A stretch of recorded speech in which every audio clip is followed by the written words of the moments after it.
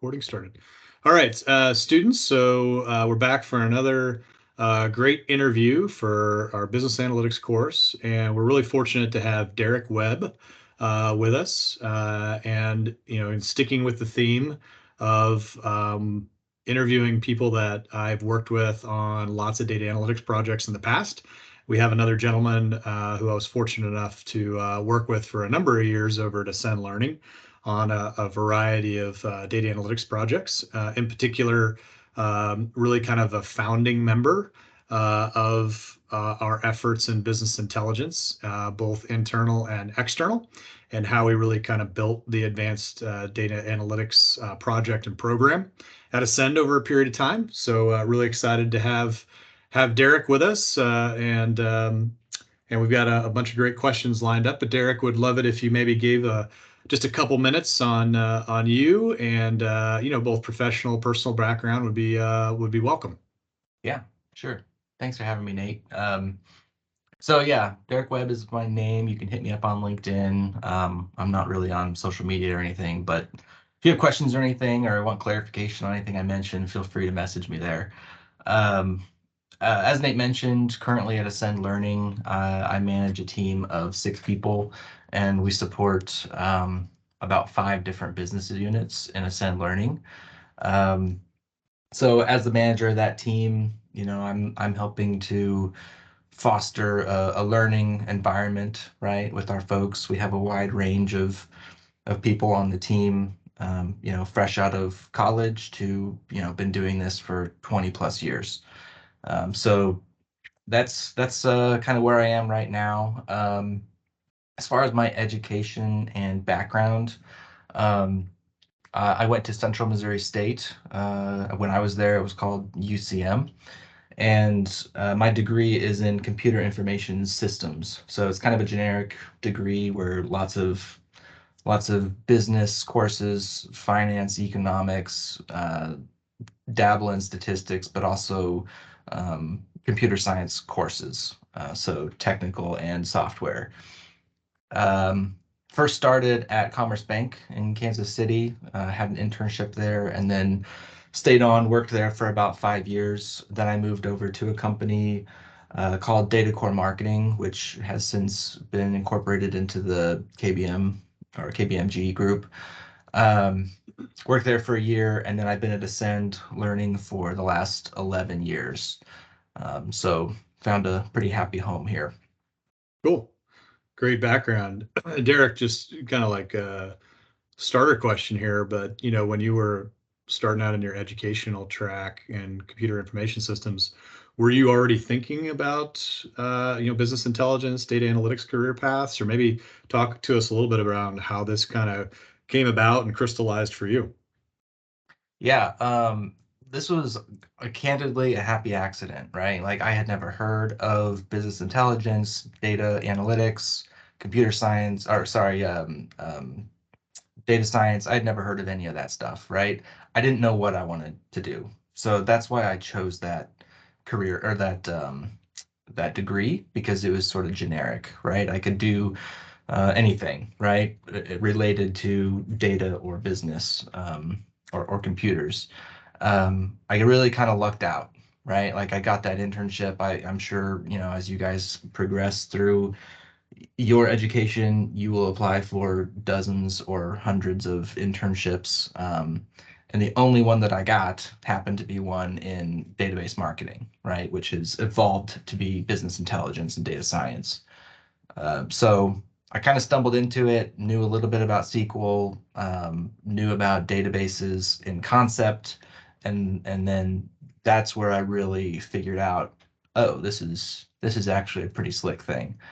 Looking at data, analyzing data, monetizing data, and making decisions based on data. I kind of grew up with people making decisions, based on their experience and that alone, or what someone told them or what they saw. And it's kind of a trial and error sort of thing. But with the incorporation of data, you can make much better decisions, measure how those things perform, and get a better handle on how you run a business. Great.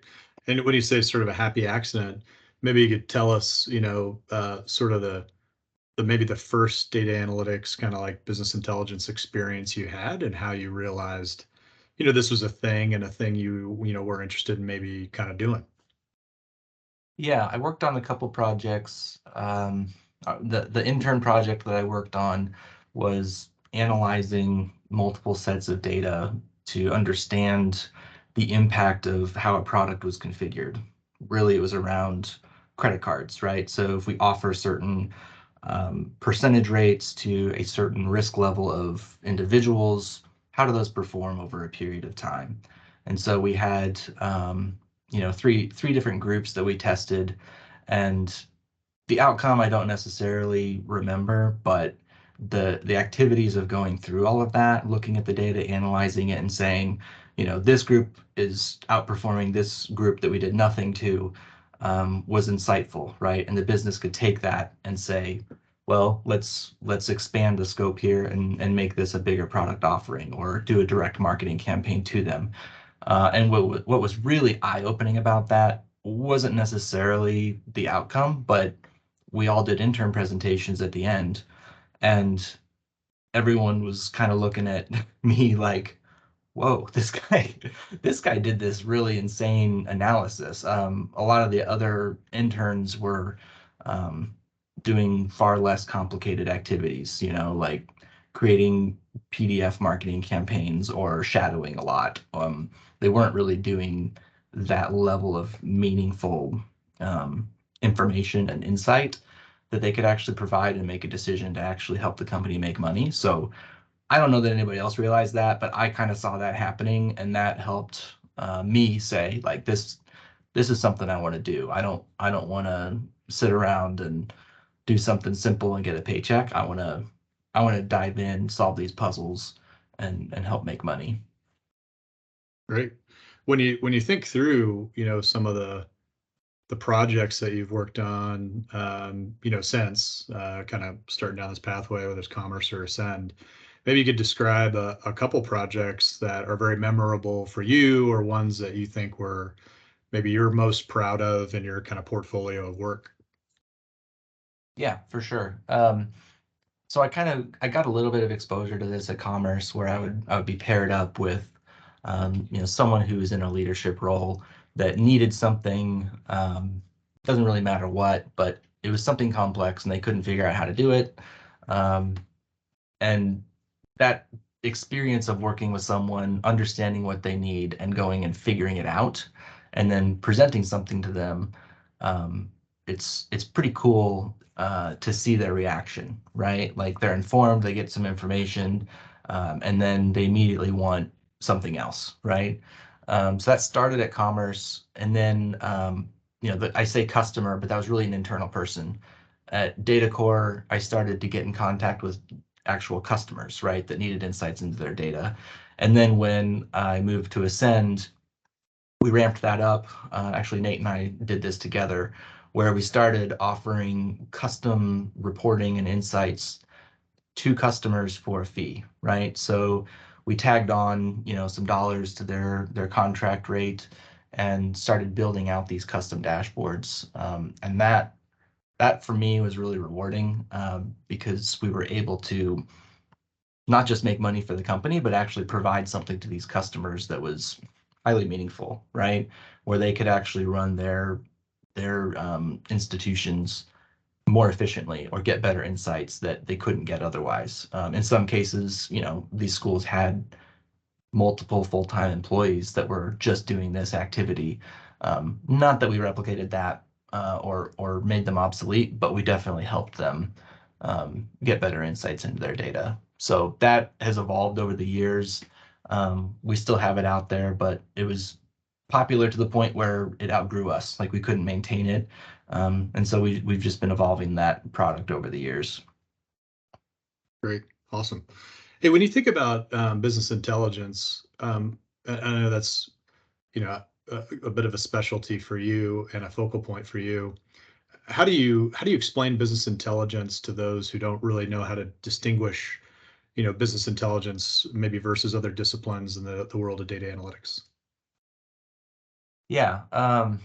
And I've kind of experienced this various ways, either by interviewing at companies where I'm looking to get a job or interviewing people that are trying to get a job with me.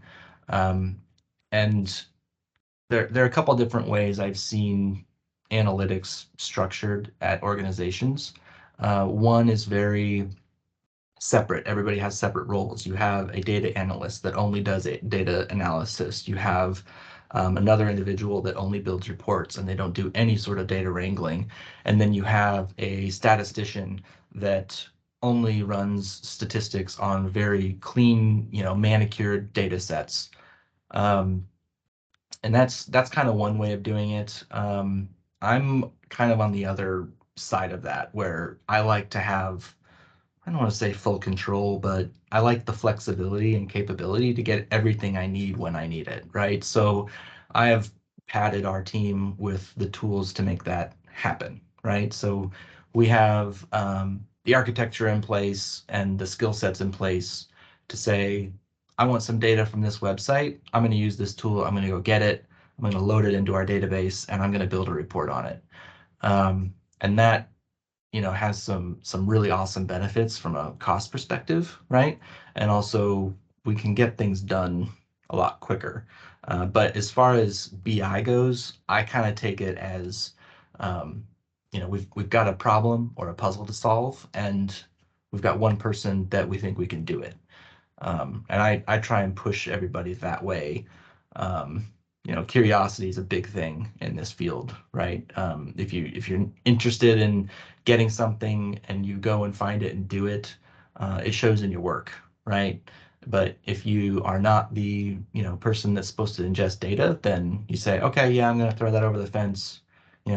Someone over here will grab that eventually in a few months, and then maybe we'll take a look at it. I like the quicker path. Cool.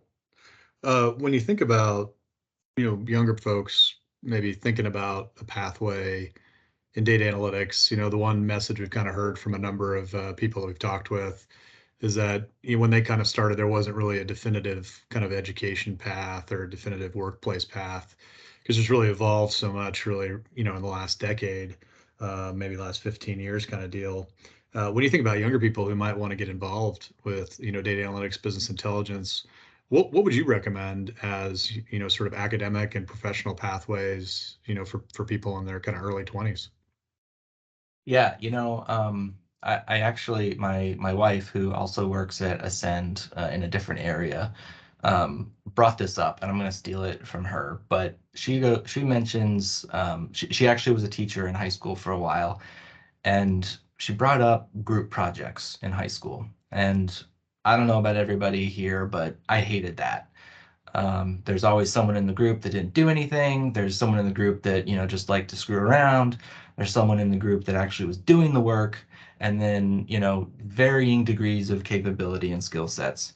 And she points out that group work in high school is much like the real world, right? Like you have a project where you're working with someone, and you experience the same things, right? Someone doesn't care, they don't want to work with it, you're finding you're doing all the work. But I would look back to that at your experiences there and recollect how that worked out, right? Because that is what the real world's like.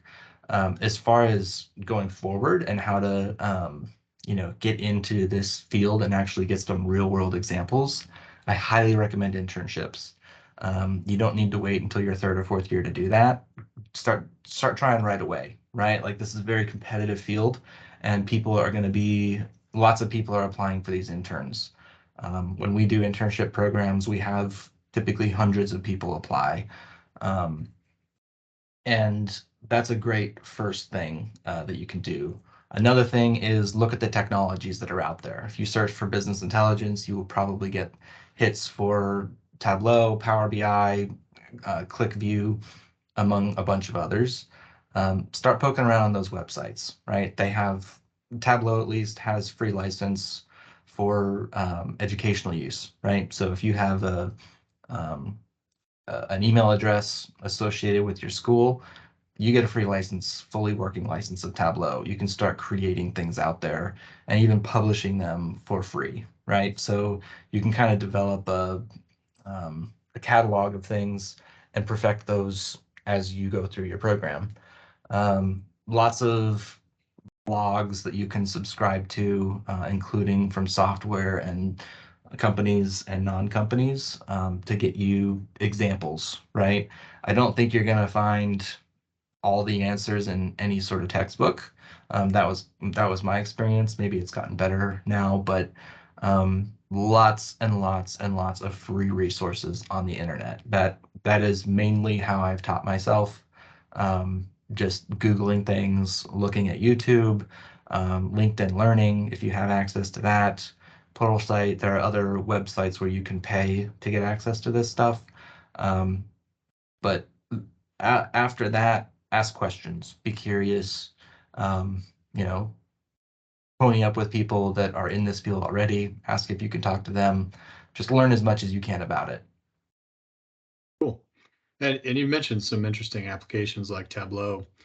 Maybe you could give us a little bit of background around the current kind of technology stack and what it does, in terms of the toolkit that you and your team use to produce your content, your business intelligence. Sure. I am excited about some technologies that are coming out. Um, there's generally kind of like when new iPhones come out, there's a lot of hype, right? About, gotta have the new iPhone. It does, slightly better pictures or whatever. I have tended to try and avoid that. There are, upsides and downsides to that, but often what I've seen is, there's a new technology that comes out that is, reported as amazing. When it's looked at and, we do a pilot with it or a proof of concept, we find out that there's actually a gaping hole that we really need to have. So we have opted to keep our system very simple and use widely known, understood, and adopted technologies.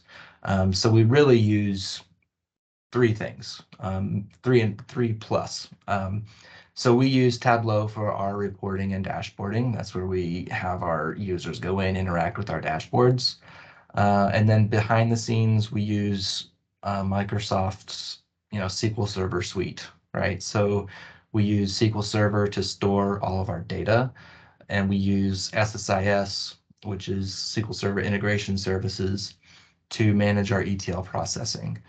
Um, you may hear or read about SSIS being obsolete. Yeah, it's old, right? It's been out there for a long time. And there are other better tools that are coming out that can do more amazing things with data management. For our current needs, SSIS has been great, right? We actually just recently purchased a tool called Zappysys, Zappysys, which is a suite of plugins that you can toss into SSIS. So SSIS is very flexible. You can write all sorts of custom, C# or Visual Basic, whatever language you prefer, to do all sorts of things, right? Like connect to APIs to pull down various data sets from websites or other platforms. Zappysys has some simple GUI type interface that will allow you to do that with zero code, right? So that has been huge for us because as our company grows, as we, our IT group starts developing, or bringing in new software vendors, Zappysys is helping us to yank data from different vendors and toss it into one place so that we can do reporting on it really, really quickly, right? So speed is kind of the essence here. The longer things take, the more it's going to cost. If IT has to get involved, the cost goes up exponentially. So, it's a relatively cheap tool that we bought for our team and we immediately saw impact, like big dollars impact. So those are the three things we primarily use. You may call me crazy, but Jira is our fourth one. So we use Jira for our intake process. So anytime someone needs something from us, they fill out a Jira ticket. Jira is a portion of the Atlassian suite. If you listen to NPR, you've probably heard Atlassian be advertised there. It's a really simple tool, but if you get some exposure to the Atlassian suite, that will give you a leg up. Cool. You mentioned kind of a leading edge, which we've been talking about for a few years, but it's this idea of like no code applications, right? So it's sort of like how do you bring data analytics to the masses, right? So instead of having to have so much specialization in languages and things like that, maybe you could talk a little bit around what you see as some of the cutting edge innovation, whether it's no code or other things going on in the technology world that's going to advance BI and other things that you do within data analytics. What's on your mind? What are you interested in? The data ingestion piece, I think, is going to be the biggest. We have for years been told by our IT group that there's this new technology that's going to be amazing, that you can put any data in and automate it. Um, and then we have been trying for those years to make that happen, and it still isn't working. There's some sort of technological limitation. The thing that I'm excited about is the possibility. I don't even know what this tool is or what it's called. I don't know if Tableau is going to work on this or it's going to be something in Azure or AWS or something like that. But there needs to be something that someone like me with very limited coding capabilities can say, hey, I want this data, I want it here, and I want it in real time, right? And I think something like that will enable us at the next level, right? There's always a question for, how do we get this data? The data's there, it's somewhere, but it takes an analyst to figure out the data. I'm excited if, AI and machine learning and the power of cloud computing can figure that stuff out, right? Like if we point a website to this tool, right? Then that tool could go start hitting the system and use AI to actually say, hey, this is the data we found, and actually present it to us. I think something like that would be really cool. I think that's pie in the sky, but I wouldn't be surprised if it's being worked on. There are lots of vendors out there that are working on this, including Tableau. They have something that's built in called Ask Data, where you have a data set and you can ask a question to it, right? And it will attempt to answer your question, right? So the whole, speech to information kind of thing. Um, I think along those lines will be coming up pretty quick, right? Like you can already ask your car something, you can talk to your phone, you can automate tasks very simply, right? Open the blinds, close the blinds, turn the lights up, that sort of thing. Um, I'm excited to see the next step, right? Of, what's the likelihood of something happening this year, right? Like whatever the question may be, that's what I'm excited about. Star Trek stuff. Yeah, awesome. When you think about, you brought up Tableau a few times, and I know that's a tool that you've got a lot of experience with, going back to when we even started, some of the stuff at Ascend, and you kind of used it as a layer for a reporting project, even kind of before you and I worked together. What is it about Tableau that you think is really differentiated or makes it such a great tool? So I feel like I've got to build a little credibility here. It's pretty easy to jump on the Tableau bandwagon. Other tools that I've used are um, Business Objects, which is a SaaS company now. I've also used QlikView. I've used SQL Server's reporting services, and also Tableau, and played with Pentaho. Looked at Oracle has an offering. I forget the name of it. Dabbled in that just a little bit. And what I think really sets Tableau apart is the amount of time it takes to get data into it versus have something presentable. Um, in this field, I found that 70 to 90% of the time of a project is looking for or cleansing data. The remaining 25 to 10% or so is visualizing the data. That part's pretty easy. So if any way you can speed up getting information into your reporting tool, you're going to save time and money. As an example with business objects, you had to develop a whole underlying data layer after you had cleansed your data just to be able to report on it. QlikView, kind of the same way. Oracle BI was the same way. And then also, what was it? Power BI, similar kind of setup. Tableau, you can drag and drop an Excel file into it.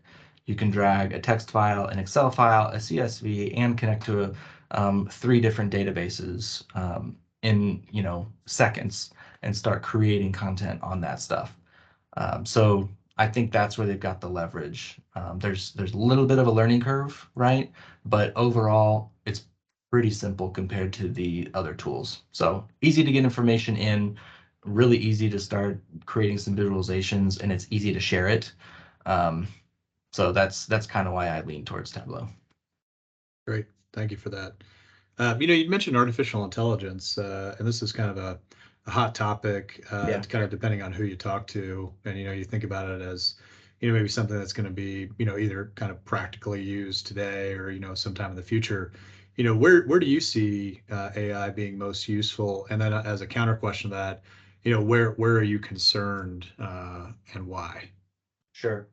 Um, I'm really excited about the simple and safe applications of AI, right? Like simple, useful tasks that either no one wants to do or they're unsafe, right? So I kind of think of like, I personally would never want to harvest watermelons, right?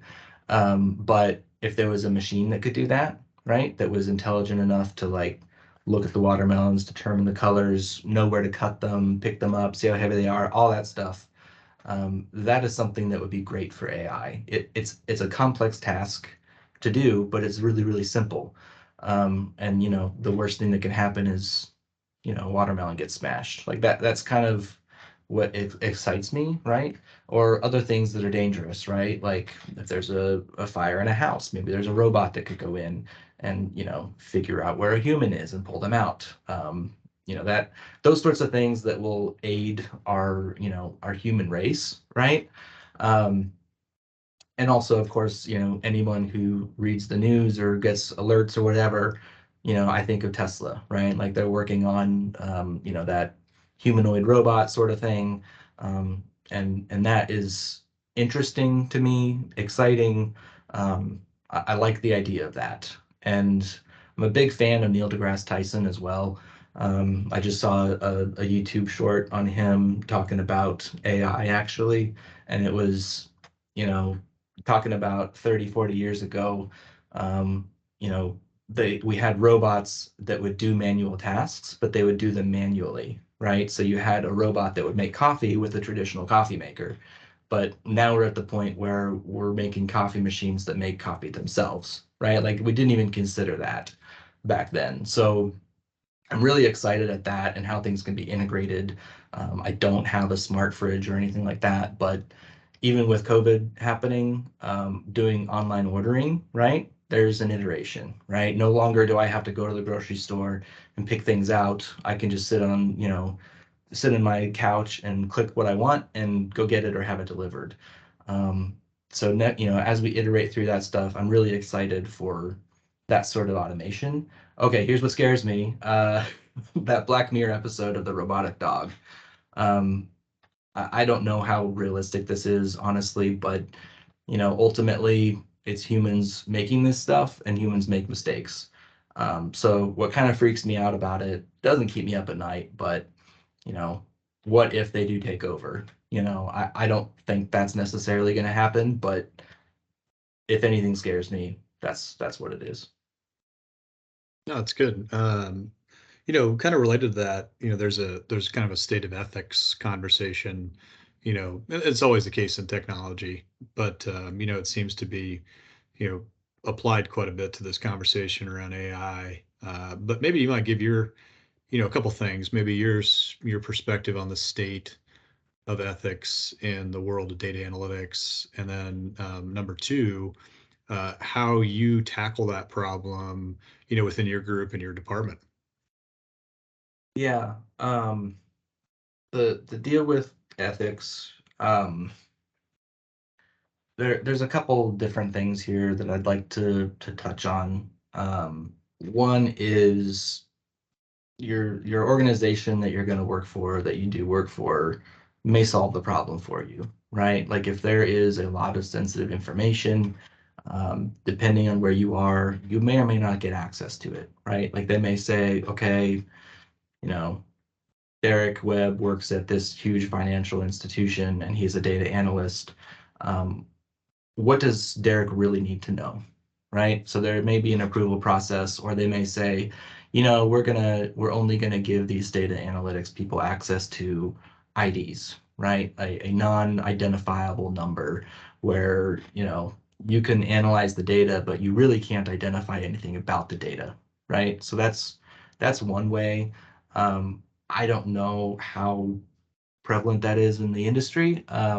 But for me, at organizations I've worked with, it's really about trust and understanding that whoever you give the access to, that they need to do the right thing with the data, right? Um, every company has a security team, and I think they're getting better, but to date, security teams have always been interested in tangible objects, right? And every company I've worked for, I've brought this up and said, listen, you guys are really concerned about my laptop and if I leave it sitting here, but you're not concerned about me hooking up a flash drive to this computer and downloading all of our customers' data and walking out the door. Like you've got a gaping hole here in your security infrastructure. Um, and that is a big thing. I think you also need to consider, that's really about data security, privacy issues, things like that. But the other side of the ethics is like predatory type things, right? Like I personally could not work for a payday loan company. In good conscience, I don't think I could really help that company make money by preying on people, assuming that's what they were doing. So I think, my advice would be to really understand the company that you're working for and what they do and see if that aligns with your values and your goals. Um, Same thing with like oil companies. I don't know that I'd really want to work for an oil company to help them do things, but I also drive a car that uses it. So I, I'm I'm a hypocrite, but you kind of have to look at how you want to live your life and what you're comfortable with, and put yourself in the right spot. Yeah, it's an interesting viewpoint in particular around, who you choose to work for as an organization, right? In contrast to sort of energy companies, whether you're Sure. involved in, green energy versus, sort of traditional, historic energy infrastructure and, sort of, how who you're going to, assign your talents to. Yeah. So interesting conversation there. I want to kind of rewind back a little bit. You've obviously got a ton of experience working and hiring younger people, whether it's in an intern or a full-time position, into your groups. Would love to hear what it is you look for and what advice you might have, to younger people who are going to be out, looking for these kind of opportunities in the next few years. Yeah, absolutely. In the last 2 years, I've hired, I don't know, 7 or 8 people, maybe 3 years. Um, and people with, qualifications that seem to exceed the role have have lost out to someone else for one reason, and that is curiosity, right? Anyone, could come in and do some percentage of the job, right? But how well they're really going to do it is more interesting to me. So what I mean by this is if you come into, if you finish your 4-year degree, you start applying for jobs, and you think about yourself having zero experience or maybe an internship, and you're going up against potentially dozens of other people with varying levels of experience. Maybe someone has 10 years of experience using the tool that the company uses, but they have a really bad attitude, right? Like maybe they're not interested, they answer the questions very matter of fact. Um, and you kind of get the feeling that the person could do the job, but they're not really going to do it very well. Like they're kind of do the bare minimum. On the other side, you have someone who's, experienced an internship. They're really engaged. They ask amazing questions. It's more of a conversation. It's not so much you know, I ask a question, they answer sort of thing. The curiosity, the level of interest, the engagement, that is something that is really hard to teach, if not impossible to teach, right? Like that is a personality trait that I look for to see someone who has a lot of potential, right? The software, the technologies, the data, that stuff can all be taught, right? And if someone's curious and they show a willingness to learn, that's what I'm really interested in when I hire people. That's great. And I think the curiosity thing is something we've heard, literally from everybody, and not just around hiring, but even talking about individuals like yourself who've made careers out of this. It seems to be kind of an intrinsic requirement, in order to even start to think about being involved in this space. So really interesting to hear that theme kind of play out. Yeah. Um, when you look at maybe some skills that you want to add to your repertoire but haven't yet, and this could be new things, maybe it's older things been around for a while, what are you thinking about in terms of development? Um, yeah, so I would say, I'm a full-blown business intelligence analyst, right? Like that is my happy spot. Um, I would urge everyone to go outside your comfort zone, right? Like you will see a return on investment for that. Like I think I would guarantee it, right?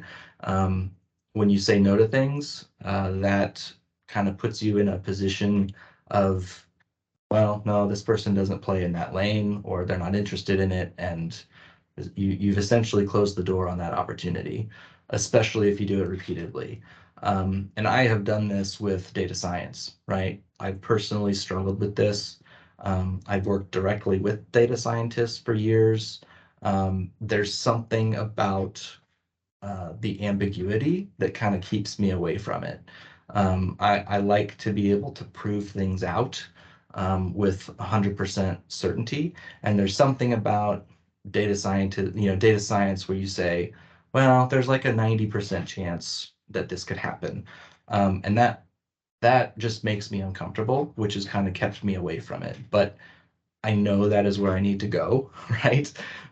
So that may be, taking a class or being exposed to a specific project. And I'm actually working on that with my current director, right? Where he does have experience in that. And, I've said, hey, I know this is my weak point. I need to get into this. And he's actually going to be looping me in on a project to kind of teach me how to do it and show me the ropes and all that. So that's what I'm working on as far as like next steps in my career. A manager now. I think my next step will be, moving to a director role, right? And the important thing is, you need to communicate this stuff with whoever your boss is, right? If your boss is good, they'll notice it and say, oh yeah, this person's got potential, and they'll automatically, whether you know it or not, start giving you projects and putting you in positions to get you to that. But not every boss notices that or has the time to do that, right? So you need to be very explicit with your goals and be realistic about it and understand that things take time and you need to develop experience. But no, in my experience anyway, nobody really notices and says, "Oh, I'm going to give this person more money," and "Oh, this person's going to get a promotion just out of the kindness of my heart." Me included, I've always had to demand them or ask for them. Nate can attest, and that's just kind of the way it's worked in my experience. But being open, honest, candid about your goals and your interests, I think will serve you well. Yeah, good advice. Yeah, yeah, ask for what you want for sure. More likely to get it, right? That's the worst that can happen. Yep. They say no, right? Kind of two remaining questions I got as we kind of wind down here. Do you have a favorite book on data analytics that you would recommend to college students? Yeah, I am not a textbook kind of person. I don't know if it's my mind or my brain, but I'm more of a visual learner. And my wife actually got me this book. It's called Knowledge is Beautiful by David McCandless. And there are some words in it, but every page is a graphic representation of data. And I look at this book every once in a while. Just to kind of spur some ideas, right? Like if you ever watched, the main network channels or whatever where they show a graphic on TV, it's kind of like that. I would recommend picking that up. It's great to look through it and just get some examples, and it kind of gets your mind in the right place to be thinking about how people might want to visualize something. Um, so yeah, that's what I'd recommend. Cool. Last question. So, and you may not want to share this, but because it might tap into some of your already great ideas. But let's say you weren't working at Ascend and you had unlimited capital. Uh, what would you go build in the world of data analytics and why? I saw you may have been at this conference too, Nate, but it was oh, what's his name? Oh, I can't think of his name right now. I'll kick myself for it. But he was talking about the evolution of ideas and how it's not usually the first idea that's good, it's the second or third iteration of it that's good. So for this, I don't know that I would create something brand new, but I would I would buy a company like Tableau if money were no issue, and I would dump money into the things that customers say they really want or need, right? So every technology out there has its strengths and weaknesses, right? But there is no, to my knowledge, one tool to rule them all when it comes to data analytics, right? Tableau is heavy on visualization. They dabble in statistics, they dabble in data ingestion, they dabble in cleansing. But when you really need a powerhouse to get data in there, it doesn't work, right? You need to use another technology. So that's what I would do. I would build something that will allow you to get data into it even easier, like large amounts of data that would clean it, allow you to share it, give you a killer presentation level layer, and you know, build that out so that people like me or with more or less skills than I have to be able to do all of that in a much faster time frame, right? Like I kind of mentioned earlier, the visual component is pretty quick. Understanding, learning about finding, cleansing, matching, all that stuff, and the data side takes forever. So that's what I do. Tableau is pretty good on visualization, but we need a better way to ingest data. Great idea. Totally agree. One ring to rule them all. We talked about that a lot over the years. So, Yeah. yeah. Well, cool. Well, Derek, any parting inspirational thoughts for the students as we wrap this up? Yeah, I would say, I mentioned it early on, get an internship, right? I don't know if you have any sort of connections, reach out to people on LinkedIn. I'm not the only person like this. I mean, I love to help and train people and give them advice that hopefully pays off. But if you can find some connections, I don't know if you have a parent, a cousin, and aunt, whatever, that works in this space or even a related space, right? Like if you know someone that works at any of the companies in Kansas City, they may be able to hook you up with somebody, right? And I found that people are overwhelmingly willing to help support individuals that are in school trying to learn, right? Like if someone called me up and they're like, "Hey, I'd like to learn about this and just like get to know you and see how you got into this," I'd be like, "Heck yeah, I'll tell you everything," right? Like anything I can do to give people a leg up and set them down the right path and share anything I've learned, I'm happy to do. But yeah, I'd recommend doing that. It's also going to look awesome on a resume, right? Like most of the resumes I see from college students are, and it's not bad, right? But I had the same resume. I worked at Domino's for a couple weeks, and I worked at Radio Shack for 3 months. I served food at Tippins for a summer, and then I worked at Home Depot, through my college career. Those those things are good, but whenever you can add things to it, like, oh, I was curious about this, found this person, made this connection, started talking to them, went and shadowed them, developed this relationship, they're now coaching me. Employers are going to love that. Yeah, that's great. Relationships matter. I think that's in my experiences, and hopefully the students pick up on this theme. Everybody we've talked to, sometimes people are, mathematical code, logic, maybe not always great with other human beings, right? That can be a challenge at times. But those relationship skill sets are really important. And I think, in talking to you, Derek, and to some of the other folks we've talked to, it's clear that leaders, good leaders, great leaders in this space, need to have good relationship skills. And credit to you for building that. But Derek, thank you for your time and investing it to help the next generation of students, and hopefully a few will end up coming across your desk someday. Yep. Look forward to it. Awesome.